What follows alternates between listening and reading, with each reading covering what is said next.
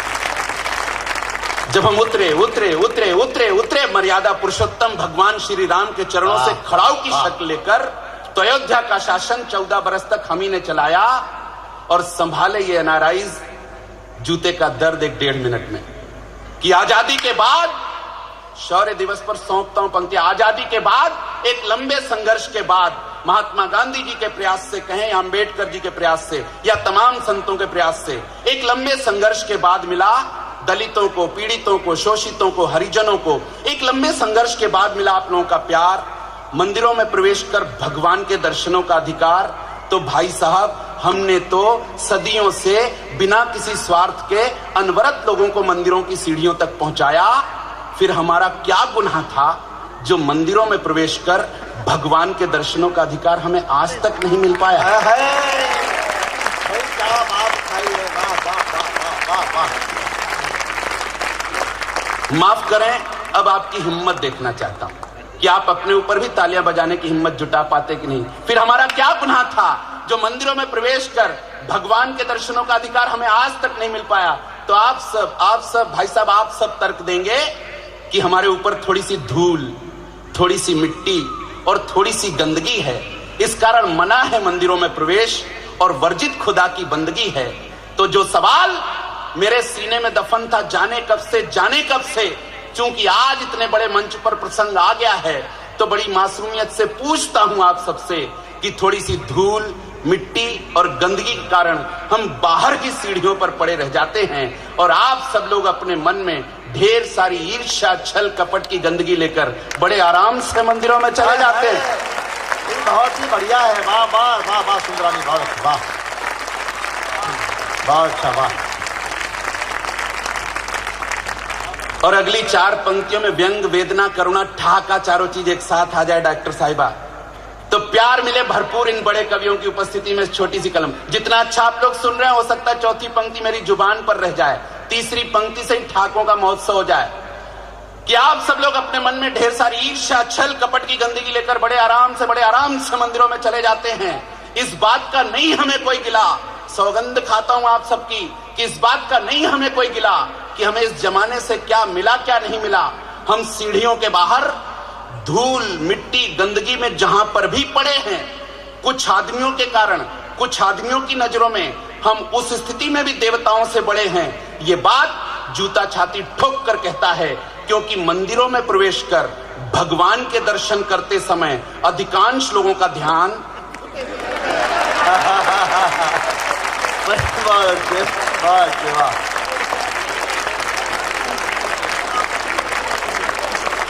भाई वाह वाह वाह वाह। इस बात का नहीं हमें कोई गिला कि हमें इस जमाने से क्या मिला क्या नहीं मिला। हम सीढ़ियों के बाहर धूल, मिट्टी, गंदगी में जहां पर भी पड़े हैं, कुछ आदमियों के कारण, कुछ आदमियों की नजरों में हम उस स्थिति में भी देवताओं से बड़े हैं। ये बात जूता छाती ठोक कर कहता है, क्योंकि मंदिरों में प्रवेश कर भगवान के दर्शन करते समय अधिकांश लोगों का ध्यान भगवान से ज्यादा हम जूतों पर रहता है, क्योंकि उन सबका मानना है प्रत्येक क्षण प्रति पल कि भगवान के दर्शन आज करो या कल, भगवान तो यही मिलेंगे। नहीं, वाह वाह वाह। आप लोगों ने लिखी है क्या कविता? देखो सर जी, समझदार दर्शनार्थी वही होते हैं जो नए जूते चप्पल पहन करके मंदिरों में जाते हैं तो अपने जूते चप्पल उतार कर ऐसी जगह रखते हैं जहां से भगवान भी दिखे। आप सब अनुभवी लोग हैं, मैं क्या कविता सुनाऊंगा आपको। लेकिन मां सरस्वती जब आशीर्वाद देती है तो कहती कविता वहां ले जाकर खत्म करना जहां इतने बड़े लोग नीचे बैठ करके तुम्हें प्यार और श्रद्धा के साथ सुनते हैं। कविता का क्लाइमैक्स, कविता का उपसंहार पूरे विश्वास के साथ आपके हवाले करता हूं। इससे अच्छा कहीं इस कविता को नहीं सुना गया। बहुत अच्छे श्रोता हैं आप लोग, कविता का उपसंहार संभाले, पूरे विश्वास दे, प्यार दे कि कोई फर्क नहीं पड़ता, कोई फर्क नहीं पड़ता कि हम कहां कहां नहीं पहुंचे। हमें तसल्ली और खुशी इस बात की है कि हम कहां कहां पहुंचे।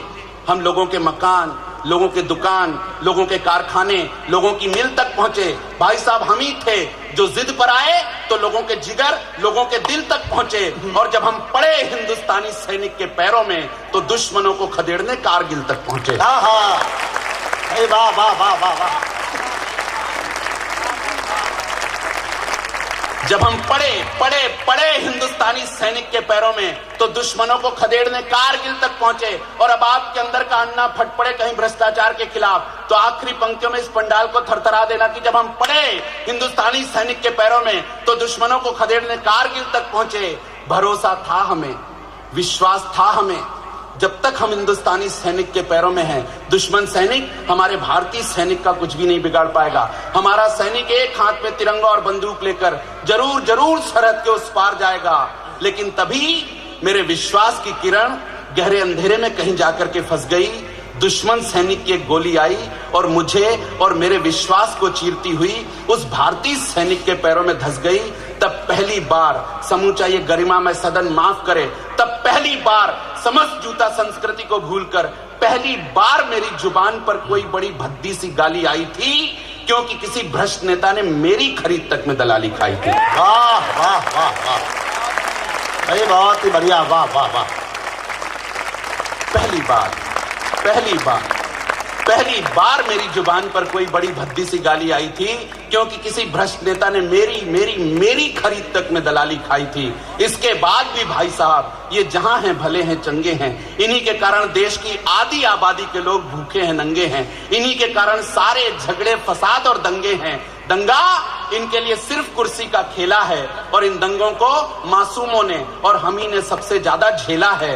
पिछले दंगे के बाद जब नेताजी ने अपनी कुर्सी मासूमों के खून से धोई थी, तो सीता की चप्पल सलमा के सैंडल के गले लिपट करके फूट कर रोई थी। इसलिए अगर हम कपड़े के हैं, चमड़े के हैं, तो हमें काटिए, छांटिए, बेशक अपने पैरों में लाने के लिए कई टुकड़ों में बांटिए। अगर हम प्लास्टिक या नायलॉन के हैं तो हमें तपती भट्टी की आंच में जलाइए, गलाइए, लेकिन भगवान के लिए हमें इन भ्रष्ट नेताओं पर मत चलाइए, हमें इन भ्रष्ट वाह वाह वाह वाह। एक बार पूरा पंडाल तालियां बजा दे। जूता जैसे विषय से इतनी बढ़िया कविता बुनना, निकालना किसी बहुत कुशल कवि का कौशल हो सकता है। आपकी तालियां बता रही हैं और धीरे धीरे कवि सम्मेलन कहाँ तक जाएगा ये भी मुझे पता चल रहा है। मैं बहुत बधाई देता हूँ अशोक सुंदरानी को कि उन्होंने एक कविता में, एक विषय में न जाने कितनी सारी चीजें समेट दी। उसमें व्यंग भी था, हास्य भी था, शौर्य भी था, देशभक्ति भी थी और बहुत सारे विषयों पर एक कविता के माध्यम से उन्होंने टिप्पणी की। मैं बधाई देता हूं। और जो लोग भी बीच में आ जा रहे हैं उनसे अनुरोध है कि कोशिश करें कि ना उठें। बहुत बाधा हो, बहुत दिक्कत हो तभी उठें। मैं, हमारे बीच अतिथि आ गए हैं श्री अशोक कुमार शर्मा जी, जो आपके यहाँ नवी मुंबई के पुलिस कमिश्नर हैं। मैं उनका बहुत बहुत स्वागत करता हूं। वो कहाँ हैं, जहां भी हैं, मैं उन्हें मंच की ओर से प्रणाम प्रेषित करता हूं। आदरणीय शर्मा जी, मैं आपको प्रणाम करता हूं। मैं चाहता हूं अगर आप मंच पे आए तो हम मंच की ओर से आपको एक गुलदस्ता भेंट करना चाहते हैं। मंच पर आ जाएं, सम्मान जिम्मेदारी होती है और मैं चाहता हूं आप सब भी अपने पुलिस कमिश्नर को पहचान लें। कभी जरूरत पड़े तो पता रहे कि यही है कमिश्नर साहब। तो मंच पर आना चाहिए। अच्छे काम करने वाले लोगों को मंच पर सम्मानित किया जाना चाहिए। मैं अशोक कुमार शर्मा जी का स्वागत करता हूं।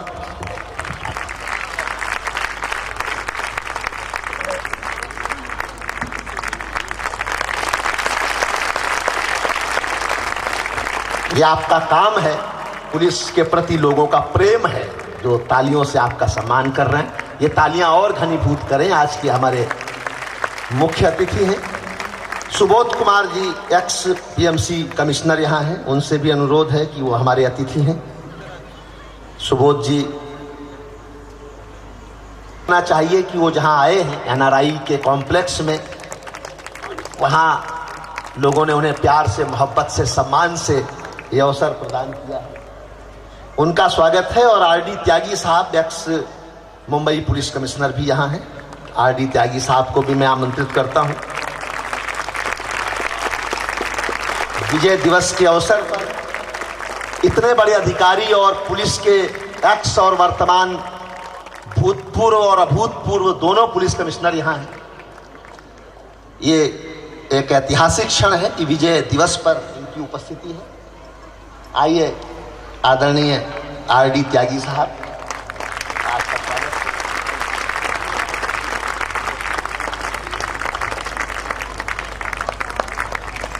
बहुत बहुत धन्यवाद। बहुत अच्छे लोग हैं, बहुत अच्छे अधिकारी हैं। अच्छा अधिकारी वो होता है जो उद्घाटन करके चला जाता है। बहुत अच्छे अधिकारी वो होते हैं जो समापन तक कार्यक्रम का आनंद लेते हैं। तो मैं चाहूंगा कि आपकी उपस्थिति यहां रहे जब तक आप चाहें। लेकिन अच्छे लोग हैं पुलिस के। मैं तो उत्तर प्रदेश का रहने वाला हूं, वहां तो आईजी पांडा टाइप के लोग। लेकिन चलिए, बहुत बढ़िया कविता जहां पे उन्होंने छोड़ी, शौर्य पर, सीमा पर ले जाकर, मैं उस सीमा के स्वर को आमंत्रण देता हूं।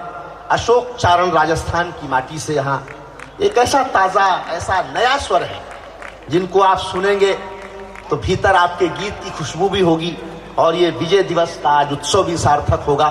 युवा पीढ़ी में एक अच्छी पहचान बनाने वाले कवि का नाम होता है अशोक चारण।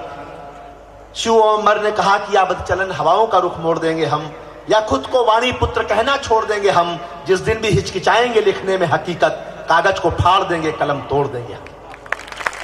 इस खुददारी को जीने वाले कवि का नाम होता है अशोक चारण। वो पवार जी की पीढ़ी आगे बढ़ाने का काम उस परंपरा का कर रहे हैं। एक बार युवा कवि के लिए भरपूर तालियों से आप स्वागत करें। जयपुर से पधारे स्तुति को आपको और मंच को प्रणाम कर रहा हूं। विजय दिवस पर मैं आप तमाम लोगों को अपने हृदय के अंतस्थल से बधाइयां सौंपना चाहूंगा। निवेदन कर रहा हूं, एक टिप्पणी के साथ अपना काव्य पाठ आप तमाम लोगों के बीच में।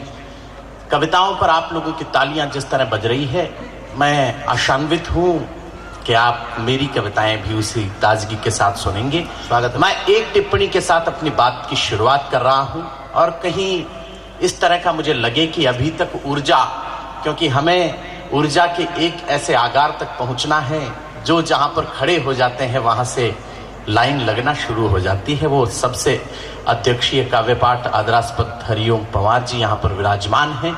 लोग एक बात कहते हैं, मेरी एक टिप्पणी आपकी बजने वाली तालियों की अनंत गड़गड़ाहट मुझे आदेशित करेगी। मैं कविता सुनाऊंगा। मैं महाराष्ट्र की धरती पर खड़ा होकर एक टिप्पणी कर रहा हूं।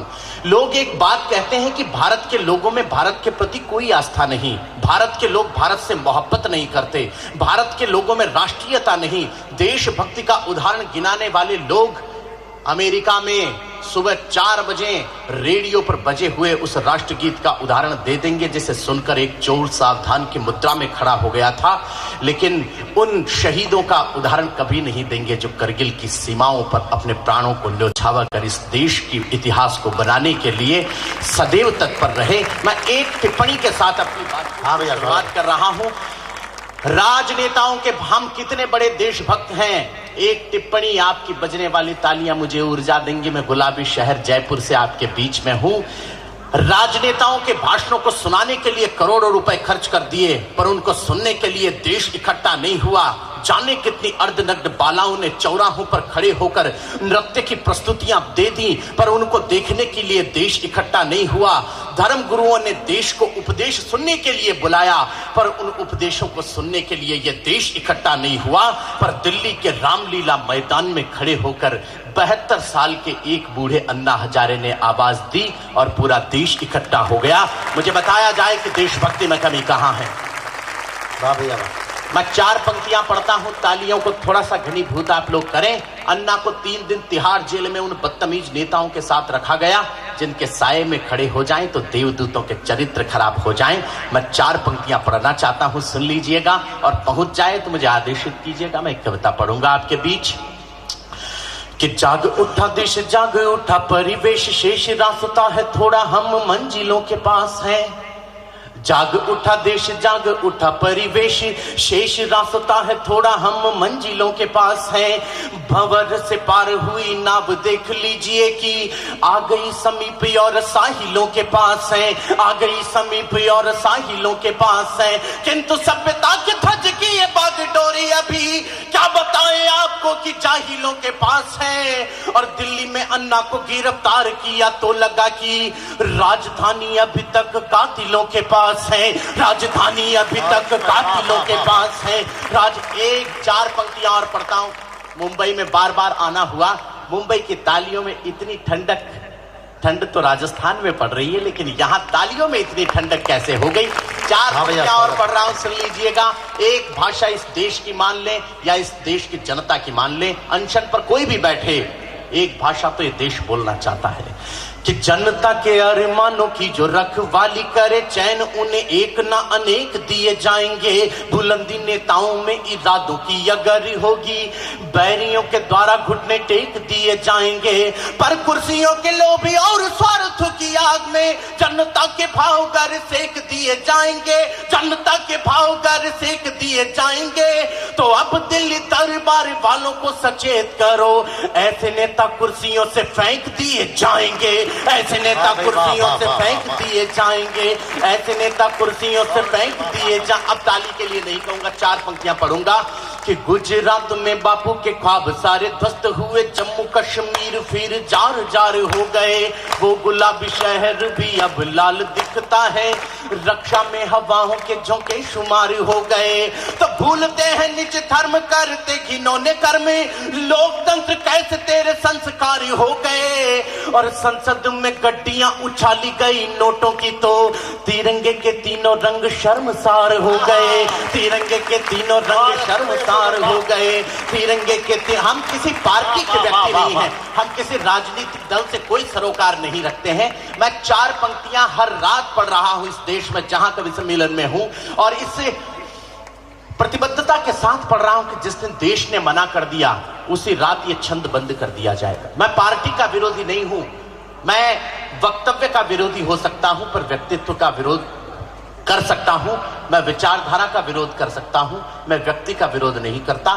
देश का कानून मंत्री सलमान खुर्शीद ये बात कहता है कि अरविंद केजरीवाल फर्रुखाबाद आ तो जाएं, लेकिन वहां से निकलकर बता दें। देश का कानून मंत्री अगर इस तरह गुंडों की भाषा बोलने लगे, मैं हर रात ये छंद पढ़ रहा हूं, जिस दिन आप लोगों ने मना कर दिया उस दिन बंद कर दिया जाएगा। मैं चार पंक्तियां आपके हवाले करता हूं, पहुंच जाए, आप बता दें मुझे पढ़ना है कल या नहीं। मैं निवेदन करना चाहता हूं कि अपने घरों में आग लगती दिखाई दी, तो होठों पर रात दिन के प्रलाप आ गए। अपने घरों में आग लगती दिखाई दी, तो होठों पर रात दिन के प्रलाप आ गए। और देशभक्त सपेरों ने एक बीन क्या बजाई, निकल निकल कितने ही सांप आ गए। देशभक्त सपेरों ने एक बीन क्या बजाई, निकल पंक्तियां पढ़ रहा हूं कि निकल निकल कितने ही सांप आ गए। तो एक कानून मंत्री के द्वारा बातें खून वाली, दिल्ली में तो हिजबुल के भी बाप आ गए। एक कानून मंत्री के द्वारा बातें खून वाली, दिल्ली में तो हिजबुल के भी बापू आ गए। और बोलने की भी तमीज रत्ती भर जीने नहीं, संसद में कैसे ये सड़क छापू आ गए, संसद में कैसे ये सड़क छापू आ गए, संसद में कैसे ये सड़क छापू आ गए। ये गांधी की, गौतम की और महावीर की धरती है। देश कहां से चला और कहां पर आकर खड़ा हो गया, कहीं अखबारों में पढ़ा हो, टीवी में देखा हो, मुझे बताएं। मैं एक कविता आप लोगों के मध्य खड़ी करने की कोशिश कर रहा हूं, सुनिएगा कि ये गांधी की, गौतम की और महावीर की धरती है, इसीलिए ये मर्यादा का उच्चारण भी करती है। फिर सोचो कि अपराधों का कारण क्या हो सकता है, कोई कैसे लोकतंत्र की लाशों पर सो सकता है। क्योंकि सामाजिकता भूला, मानव मन कमजोर हुआ, भ्रष्ट तंत्र का रूप धार कर मौसम आदमखोर हुआ। जब विद्यालय में अध्यापक इश्क लड़ाने लगता है, जब विद्यालय में अध्यापक इश्क लड़ाने लगता है, तो बच्चा विद्यालय में पिस्तौल चलाने लगता है, तो बच्चा विद्यालय में पिस्तौल चलाने लगता है, तो बच्चा विद्यालय में पिस्तौल चलाने लगता है। एक चरित्र प्रमाण पत्र आज की रात पढ़ रहा हूं, अगर ठीक ढंग से पढ़ दिया हो और ठीक ढंग से लिख दिया हो तो एनआरआई कॉम्प्लेक्स में बैठे हुए तमाम श्रोताओं की तालियों की ऐसी मोहर चाहता हूं जो कभी न मिट सके। पंक्तियां पढ़ रहा हूं, सुनिएगा। हो सकता है असीम का मुद्दा आप लोगों के सामने है। एक भले आदमी ने कुछ कार्टून क्या बना दिए, उसको जेल हो गई। मैं एक बात करना चाहता हूं कि अभिव्यक्ति अगर इतनी बाधित इस देश में हो गई है, हो सकता है कल मुझे भी जेल हो जाए, लेकिन मैं पढ़ूंगा मैं पढ़ूंगा क्योंकि जनता सुनना चाहती है और इससे बड़ी बात है कि मैं कहना चाहता हूं, इसलिए पढ़ूंगा। निवेदित कर रहा हूं, सुनिएगा कि सेवा करने की कहकर जो मेवा खाने निकले हैं, सेवा करने की कहकर जो मेवा खाने निकले हैं, उजियारे का आश्वासन देश। बात अगर पहुंच जाए तो अपने हाथों को आकाश की तरफ लहराते हुए तालियों की गड़गड़ाहट करना, मेरा हौसला बढ़ सके। कि सेवा करने की कहकर जो मेवा खाने निकले हैं, उजियारे का आश्वासन दे क्षमा बुझाने निकले हैं, बनकर बगुला भगत तटों पर मछली खाने निकले हैं, ये प्रहरी बनकर खेतों का धान चुराने निकले हैं, ये प्रहरी बनकर खेतों का धान चुराने निकले हैं, ये नक्कारे नाविक हैं जो नाव डुबाने निकले हैं, ये झोपड़ियों को महलों के ख्वाब दिखाने निकले हैं, ये रामायण और कुरान में जंग कराने निकले हैं, मंत्री बनकर भंवरी के संग इश्क लड़ाने निकले हैं, मंत्री बनकर भंवरी। बहुत बहुत आभार आपका, बहुत बहुत प्रणाम आपको, बहुत अच्छा। कि मंत्री बनकर भंवरी के संग इश्क लड़ाने निकले हैं, लोकतंत्र के श्वेत वेश पर दाग लगा घोटालों का। इससे ज्यादा खतरनाक बात कह रहा हूं, इससे ज्यादा तालियों की आकांक्षा रखता नहीं, उम्मीद रखता हूं। सुन लें कि लोकतंत्र के श्वेत वेश पर दाग लगा घोटालों का, नए बीज हम क्या बोएं, ये मौसम है भूचालों का, नए बीज हम क्या। नए कवियों को कोई आगे बढ़ाने की नहीं सोच रहा, तब भी ये पंक्ति प्रासंगिक हो जाती है। ये तो हरिओम पवार जी जैसे संस्कारित चाणक्य हैं जो मुझ जैसे विद्रोही चंद्रगुप्त को मगध सम्राट बनाने का सपना देखते हैं, वरना कोई ऐसा है नहीं, कोई ऐसा है नहीं जो नई पीढ़ी के नवांकुरों को। मैं तो सच कहता हूं, ऐसे ऐसे कुंजर हैं जो अपने पांवों से कुचल कर निकलते हैं नए बीजों को। उनके कृत्य ऐसे हैं कि कुंजरों के यहां से कैसे कह के यहां से ऊ की मात्रा हटा दी जाए, पर क्या करें साहब। मैं निवेदित करना चाहता हूं कि राजनीति गंदी है, इसमें पहला दोष हमारा है।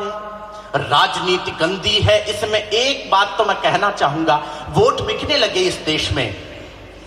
जिस दिन हम लोगों ने अपन लोग, देश का आम आदमी जब बिकने लगा, मैं कहना चाहता हूं कि जिस दिन लोगों ने बिकना बंद कर दिया, उस दिन देश के क्या, दुनिया के किसी अमीरजादे की इतनी औकात नहीं कि हमारे वोट की कीमत लगा सके। मुझे खामोश ही रहने दिया जाए तो बेहतर है, मुझे खामोश ही रहने दिया जाए तो बेहतर है। गलत मैं कह नहीं सकता, सही कोई सुन नहीं सकता। सही सुनने का हौसला मुंबई रखती है। मैं पंक्तियां पढ़ रहा हूं, एक पर्दे के एक चित्र से पर्दा हटाने की कोशिश कर रहा हूं, ठीक ढंग से हट जाए मुझे बता दे मैंने कैसा कहा। मैं निवेदित करता हूं, एक सच्चाई उद्घाटित करता हूं कि राजनीति गंदी है, इसमें पहला दोष हमारा है। कोई पुजारी पैसे का किसी को मदिरा ले प्यारा है, फिर मत कहना कि संसद में लोकतंत्र क्यों रोता है। मंडी में टिकटों का वितरण पैसे लेकर होता है, मंडी में टिकटों का वितरण पैसे लेकर होता है। यहाँ सदा लावण्य चला है बागों की हरियाली का, किसने दे डाला है ठेका कित्थों को रखवाली का। जब सूरज के आगे ही काले बादल छा जाते हैं, जब सूरज के आगे ही काले बादल छा जाते हैं, लाल बत्तियों की कारों में तब गुंडे आ जाते हैं, लाल बत्तियों की कारों में तब गुंडे आ जाते हैं, लाल बत्तियों की कारों में तब गुंडे आ जाते हैं।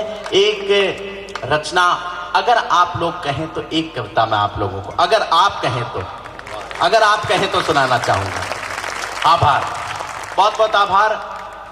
एक कविता मैं आज हरिओम जी से जचवा लेना चाहता हूं ताकि मैं पढ़ सकूं सन 2013 में या 2012 में जो कुछ कार्यक्रम हैं। हाँ भैया, और इस आशा के साथ पढ़ना चाहता हूं, एफडीआई का मुद्दा आप लोगों के सामने है। एफडीआई का मुद्दा जैसा भी है, जो भी हो रहा है, तमाम आप लोगों के सामने है। इस देश में एफडीआई जिस दिन आ जाएगी उस दिन क्या होगा। एफडीआई पर एक कविता लिखी है और शुभ सूचना या कैसी भी सूचना माने, आज पहली बार उस कविता को पढ़ रहा हूं। मन था उस कविता को लिखने के बाद कि मुंबई का कोई कार्यक्रम आ गया तो मुंबई में जाकर पढ़ूंगा।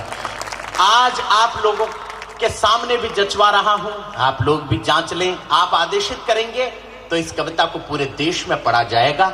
आप लोगों ने मना कर दिया तो आज की रात बंद कर दी जाएगी। कविता सुनाता हूं, सुनिएगा। पहली बार ही पढ़ रहा हूं और अगली बार पढ़ूंगा तो भी यही कहूंगा कि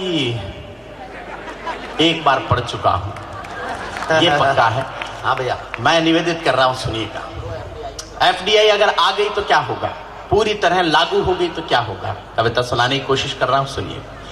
पूरब को झुलसाने आई है पश्चिम की गर्म हवा, पूरब को झुलसाने आई है पश्चिम की गर्म हवा, पुरवाई पर कब्जा करती है देखो बेशर्म हवा, पुरवाई पर कब्जा करती। पंक्तियां अगर पहुंच जाएं तो पहली बार सुना रहा हूं, इसलिए ज्यादा प्यार आप दें न दें, आप जांच कर मुझे बता दें, मैं देश में पढ़ना चाहता हूं कि पूरब को झुलसाने आई है पश्चिम की गर्म हवा, पुरवाई पर कब्जा करती है देखो बेशर्म हवा, जैसा उनका नाम है वैसा काम फिरंगी कर देंगे, मिला रसायन चंदन में उसको बेरंगी कर देंगे, मिला रसायन चंदन में उसको बेरंगी कर देंगे, पहले की जैसी ही उनकी आंखों में है मक्कारी।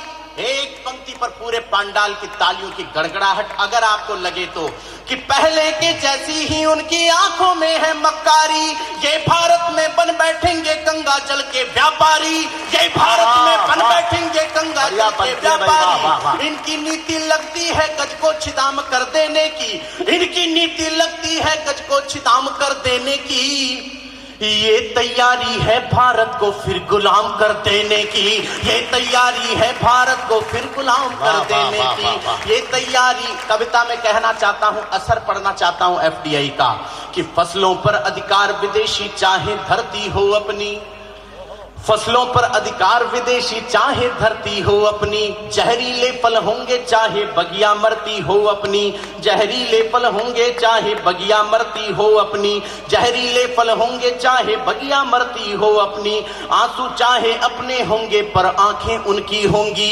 आंसू चाहे अपने होंगे पर आंखें उनकी होंगी, पेड़ हमारा हो सकता है पर शाखें उनकी होंगी, पेड़ हमारा हो सकता है पर शाखें उनकी होंगी, पेड़ हमारा हो सकता है पर शाखें उनकी होंगी।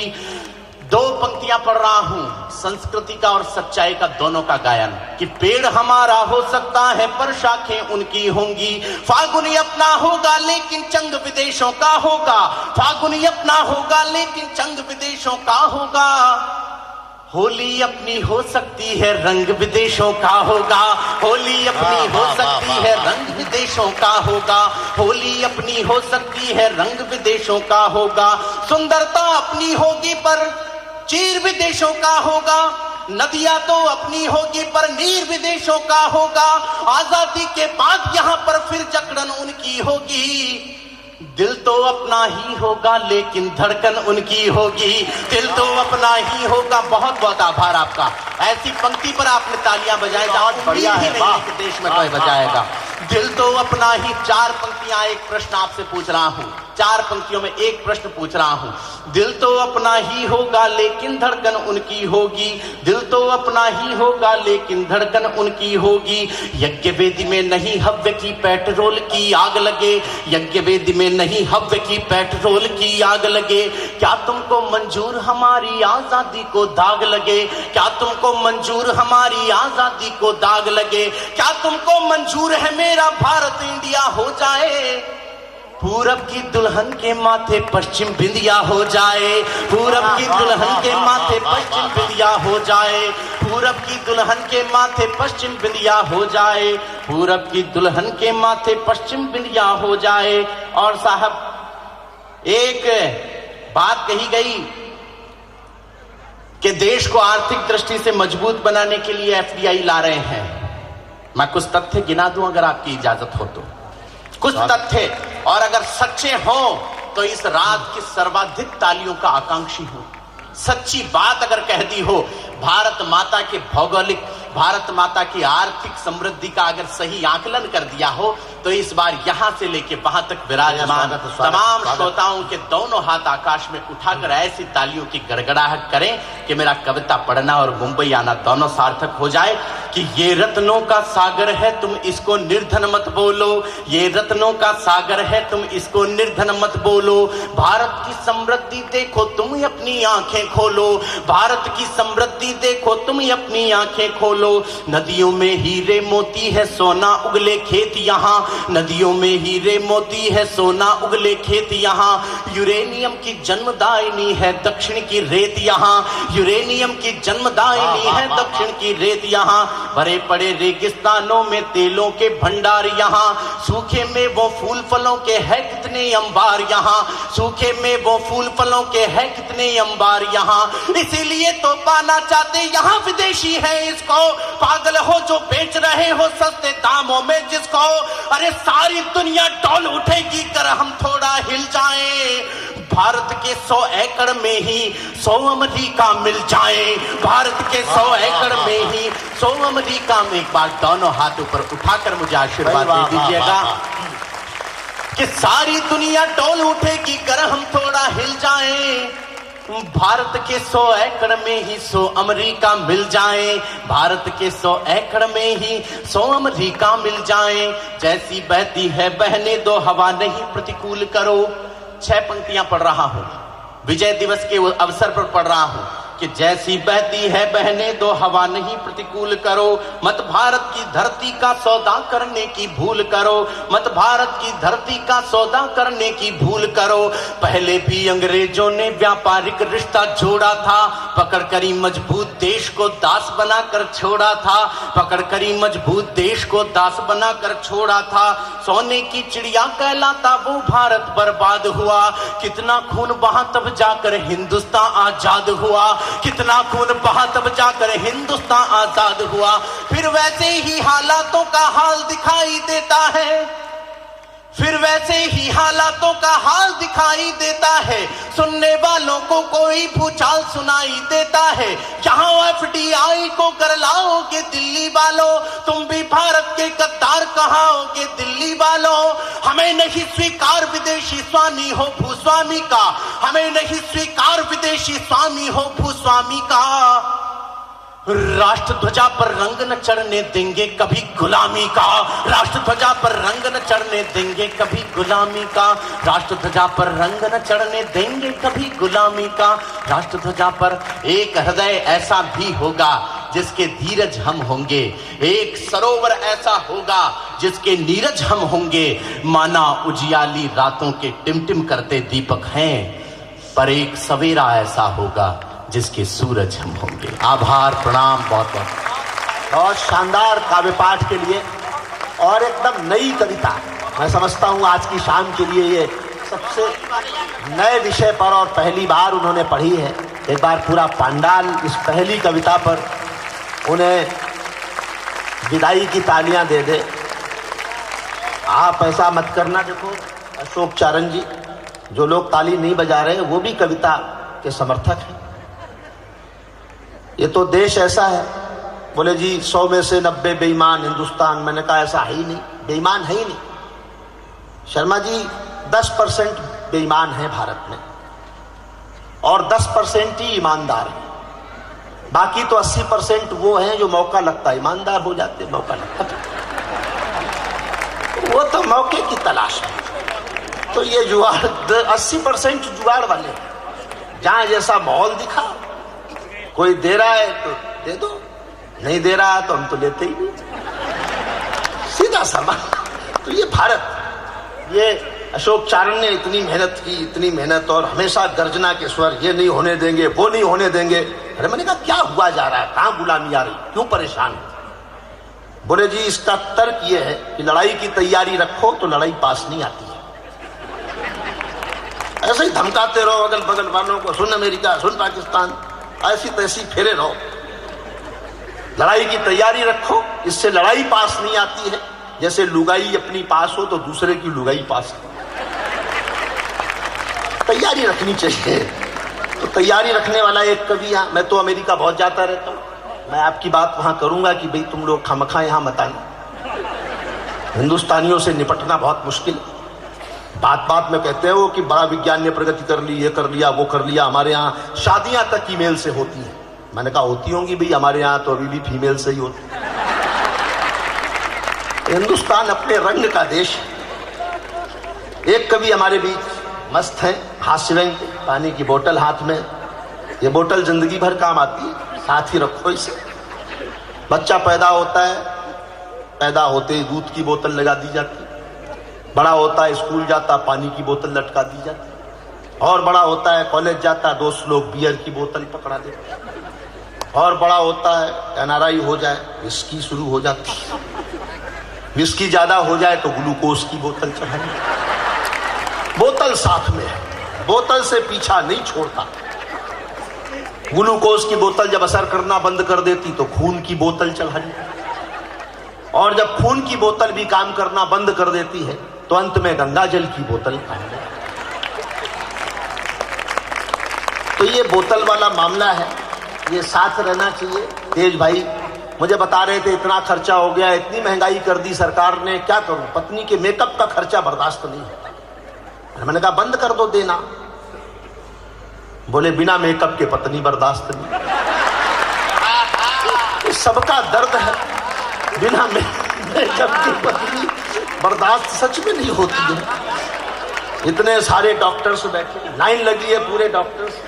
ये बोतल का नाम सुन के बच्चों को याद आ गया, इन्हें लगा हो सकता है कवियों को भी बोतल की याद आ रही, तो एक एक सबको दे दी। लेकिन ये पानी वाली है बच्चों, अभी गंगा जल का टाइम हम में से किसी का नहीं है। ये कौन सा इंतजाम है, ये तो गिलास भी मांग सकते हैं। अरे इसकी जरूरत था बेटा, हम तो मजाक में कह रहे थे। हाँ बियर, ये तो भावना में बह गए। हो सकता है थोड़ी देर में सोडा रख दे आके। इंतजाम का मामला है। इतने डॉक्टर बैठे हैं, डॉक्टर भगवान का रूप होते हैं। देखो मैडम बैठी, जब भी आप डॉक्टर के पास जाएं तो आप समझ लें कि आप भगवान के पास जा रहे हैं, क्योंकि भगवान नाराज होता है तो आपको डॉक्टर के पास भेज देता है, और डॉक्टर नाराज हो जाए तो आपको भगवान के पास। सीधा सीधा मामला है। डॉक्टर ऑपरेशन कर रहा हो, लंबा ऑपरेशन चल गया, मरीज की आंख खुली, बोला डॉक्टर साहब इसका मतलब अब मैं बीमारी से मुक्त हूं। आवाज आई बेटा डॉक्टर तो नीचे रह गया, मैं तो चित्रगुप्त हूं। तो ये डॉक्टर भगवान का रूप होते हैं। मैं अपने प्रिय भाई तेज नारायण को बुलाता हूं, क्योंकि ये ठाकों के काम मुझसे बेहतर कर सकते हैं। एक बार जोरदार तालियां बजा दें आप उनके कद की। लंबी दूरी तय करके वो भिंड मुरौना से आए हैं, हमारे बीच थे। आप सभी को मैं प्रणाम करता हूं। बोतल की मांग चली थी, स्ट्रेचर रख दिया। आप लोग भी एडवांस में प्रबंध करते हैं। चंद्रगुप्त मौर्य ने बहुत अच्छा काव्य पाठ किया। मैं चाणक्य जी को भी प्रणाम करता हूं। पहली बार चाणक्य की अनुभूति लेके बैठे हैं भाई साहब। मैं आपके बीच में अमात्य हूं। अरे मैं तो भूल ही गया था कि आप लोग तो एनआरआई हो। बढ़िया पढ़ा अशोक सुंदरानी ने, अशोक चारण ने। मैं चाहता हूं दोनों रचनाकारों के लिए एक बार तालियां वालियां बजा दें। कुछ आपत्तियां हैं मुझे दोस्तों। यहां जज साहब भी बैठे हुए हैं, आपकी उपस्थिति को हाजिर नाजिर मानकर मैं शपथ पूर्वक ये सत्य कथन करता हूं कि आज की रात जो कुछ कहूंगा वो सही सही कहूंगा, इसके अलावा कुछ नहीं कहूंगा। कहूंगा तो आप लोग मेरा कुछ बिगाड़ भी नहीं सकते, क्योंकि प्रकृति ने मुझे खुद ही बिगाड़ के भेजा है। बोले सरदार जी बैठे हैं, 7.5 लाख लोग बैठे हैं, ये बैठे हैं दिल्ली में बैठे हुए, सरदार जी के बारे में दुनिया भर की बातें की। देखो हिंदुस्तान में इतना खूबसूरत सरदार हमें पहली बार मिला है। वे अकेले ऐसे कामयाब प्रधानमंत्री हैं जिन्होंने 10 साल बिना कामयाबी के निकाल दिए। बहुत अच्छे भाई। वो जब भी राष्ट्र को संबोधित करते हैं तो ऐसा उनको केवल उन्हीं को लगता है कि वे राष्ट्र को संबोधित कर रहे हैं, और राष्ट्र समझता है कि वे कांग्रेस की तरफ से माफी मांग रहे हैं। अच्छा है भैया। मैं हास्य और व्यंग्य का विद्यार्थी हूं दोस्तों। आप जैसे पढ़े लिखे लोगों को बताने की आवश्यकता नहीं है कि व्यंग्य क्या होता है, लेकिन कुछ नई पीढ़ी यहाँ पर उपस्थित है, मैं तुम्हें थोड़ा सा समझा देता हूँ। व्यंग्य होता क्या है ये समझ लो, फिर उसके बाद मुझे समझना शुरू करना। हमारे बड़े व्यंग्यकार शरद जोशी जी ने कभी कहा था कि हमारी सरकार विकास के लिए ठोस ही कदम उठाती है। कदम इतने ठोस होते हैं कि उठते ही नहीं। समझ में आ गया? आ जाए तो जरा बता दिया करो कि आ गया। अरे वाह वाह। जिनकी समझ में नहीं आया मैं दूसरी तरह से समझाता हूं, इस बार बताता हूं, आपकी जल्दी समझ में आ जाएगा। लखनऊ के अंबेडकर उद्यान में वहां की तत्कालीन मुख्यमंत्री माननीया सुबह सुबह अपनी बकरी को घुमा रही थी। सामने से आ गए लालू प्रसाद यादव, बोले कहां घुमा रही हो ये भैंस को? भाई बहुत अच्छे। माननीया बोली नशे में हो क्या, ढंग से देखो ये भैंस नहीं है बकरी है बकरी। बोले चुप, हम ये बात बकरी से ही पूछ रहा हूं। बहुत अच्छे, वाह। ये है व्यंग्य की भाषा। बस यहां से मुझे सुनना प्रारंभ कर देना। अशोक ने जूते की बहुत अच्छी दुकान चलाई। इसने जिस दिन दुकान खोली थी जूते की, उस दिन मेरा समझ में नहीं आया था कारोबार, लेकिन उस दुकान से एक जो मुकम्मल जूता उसने बेचा है वो पूरे मन से आप लोगों ने सुना। मैं बस अपनी बात शुरू करता हूं। मैं मुरैना और भिंड से आता हूं जज साहब, जहां से सारे देश को डाकू सप्लाई किए जाते हैं। अच्छा है। मुरैना और भिंड से आता हूं, डरने की कोई आवश्यकता नहीं है। मेरे यहाँ की कमिश्नर साहब, मेरे यहाँ की भौगोलिक स्थिति ये है कि हर चौथा घर डाकू का है। मैं तीसरे नंबर के घर से आया हूं। डाकू होना हमारे यहाँ अभिशाप नहीं है, हम लोग उद्योग की तरह लेते हैं।